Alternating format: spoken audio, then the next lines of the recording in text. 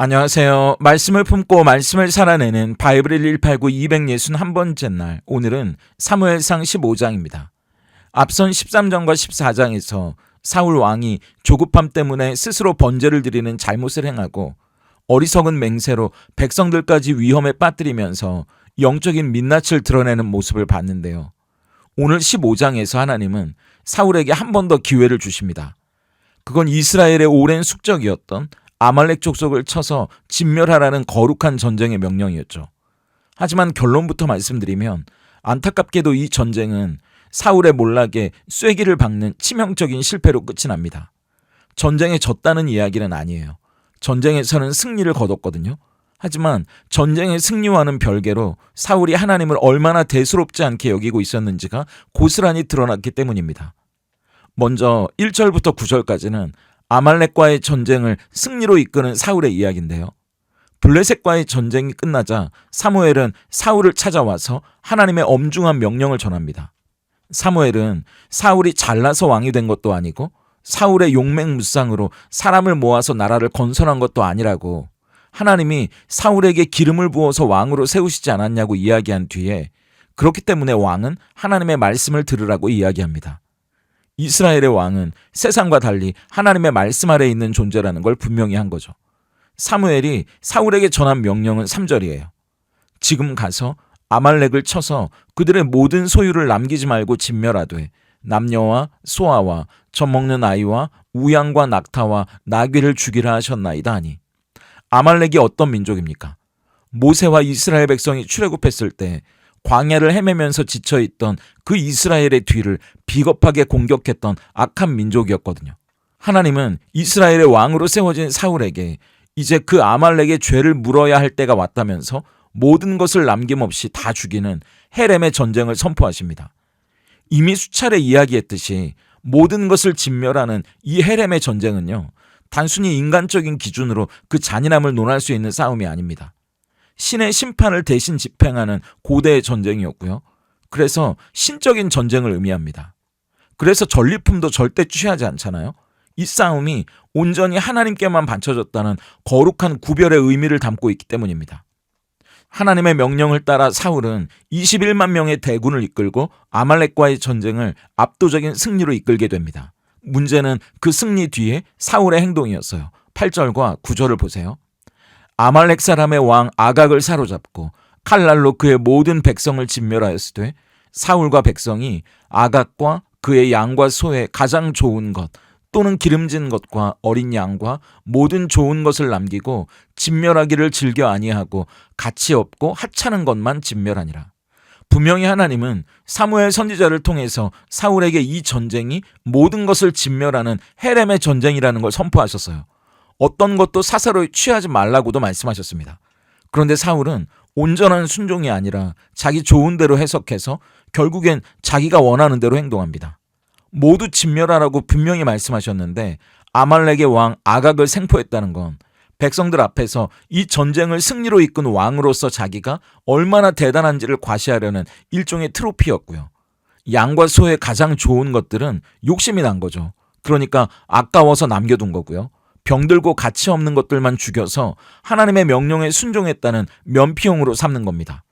그럼 사울은 하나님이 세우신 이스라엘의 왕으로서 하나님의 거룩한 전쟁을 치른 게 아니고요. 자기의 사사로운 이익과 공명심을 위해 군대를 동원한 세상의 왕일 뿐인 겁니다. 자기를 위한 전쟁을 치른 거죠. 결국 하나님의 명령 앞에서 내가 하고 싶은 것만, 내가 하고 싶은 대로 순종하는 완벽한 불순종의 잘못을 저지르게 됩니다. 이어지는 10절부터 23절까지는 하나님이 사울을 버리시는 가슴 아픈 이야기인데요. 전쟁은 승리로 이끌어 놓고 결국 하나님 앞에서 불순종으로 모든 걸 망쳐놓은 그날 밤, 하나님은 사무엘에게 내가 사울을 왕으로 세운 것을 후회한다고 탄식하시면서 또 사무엘은 사무엘대로 괴로운 마음에 밤새도록 하나님 앞에 부르짖으며 기도합니다. 그런데 그렇게 괴로운 밤이 지나고 사무엘이 아침 일찍 사울을 찾아가는데 성경을 읽는 우리도 기가 차는 상황이 벌어져요. 12절을 보세요. 사무엘이 사울을 만나려고 아침에 일찍이 일어났더니 어떤 사람이 사무엘에게 말하여 이르되 사울이 갈멜에 이르러 자기를 위하여 기념비를 세우고 발길을 돌려 길갈로 내려갔다 하는지라. 우리가 지금까지 성경을 읽으면서 이스라엘의 승리 이후에 하나님의 은혜를 기억하는 돌들을 세웠다는 이야기는 많이 봤지만 자기 이름을 내기 위해서 기념비를 세웠다는 장면을 언제 봤나 싶지 않으세요? 하나님의 영광은 온데간데 없는 거고요. 자기 이름 석자를 높이는 데만 사울이 취해 있던 겁니다. 더 어이가 없는 건요. 사무엘이 나타나니까 사울이 천연덕스럽게 자기가 하나님의 말씀을 모두 순종했다고 의기양양 자랑하는 거예요. 13절을 보세요. 사무엘이 사울에게 이른즉 사울이 그에게 이르되 원하건대 당신은 여호와의 복을 받으소서 내가 여호와의 명령을 행하였나이다 하니 그러자 기가 찬 사무엘이 그럼 내 귀에 들리는 이 양과 소의 울음소리는 뭡니까? 그렇게 물으니까 말도 안 되는 변명을 어떻게 하는지 15절을 보세요. 사울이 이르되 그것은 무리가 아말렉 사람에게서 끌어온 것인데 백성이 당신의 하나님 여호와께 제사하려 하여 양들과 소들 중에서 가장 좋은 것을 남김이요 그 외의 것은 우리가 진멸하였나이다 하는지라. 얼마나 비겁합니까? 사울은 하나님의 명령을 하찮게 여겼고요. 불순종한 것도 모자라서 하나님의 영광보다 자기를 드러내고 싶어하는 잘못을 저질렀잖아요. 그런데 더구나 자기가 욕심나서 챙긴 가축들인데도 불구하고 그 죄를 백성들에게 떠넘기고 있는 겁니다. 정말 최악이죠.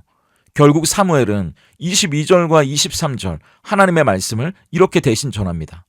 사무엘이 이르되 여호와께서 번제와 다른 제사를 그의 목소리를 청종하는 것을 좋아하심같이 좋아하시겠나이까.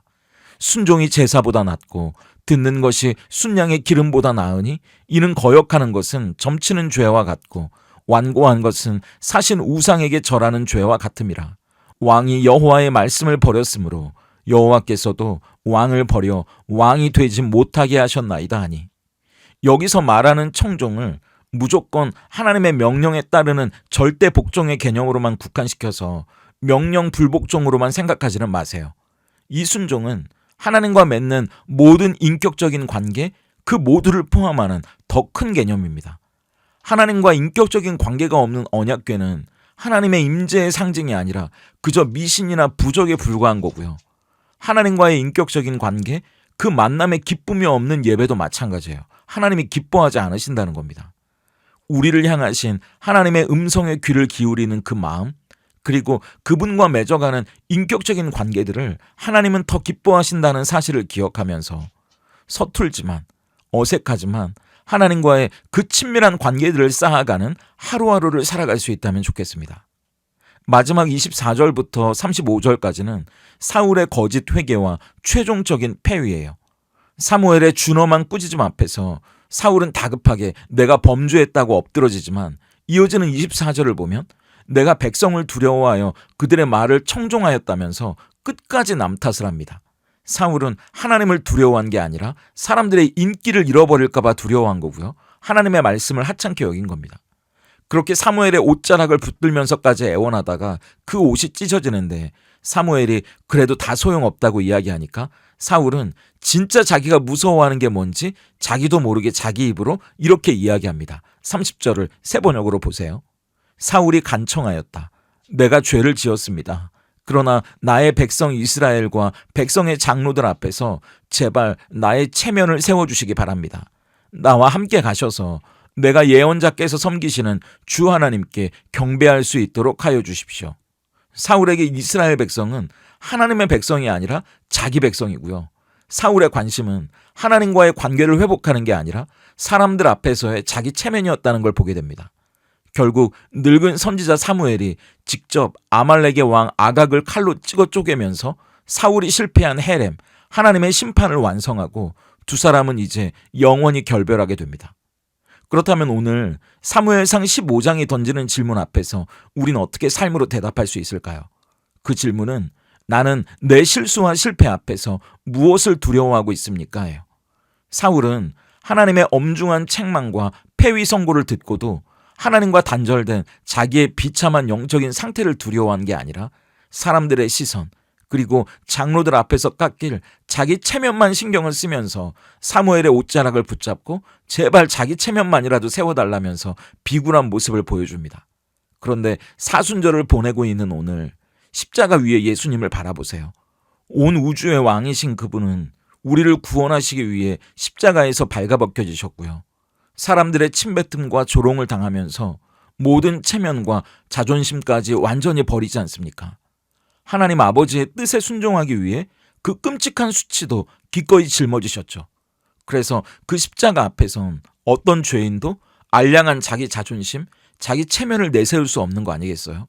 그래서 가짜 회개는 사람들의 시선을 두려워하지만 진짜 회개는 하나님과의 관계가 멀어지는 걸 가장 두려워하는 겁니다.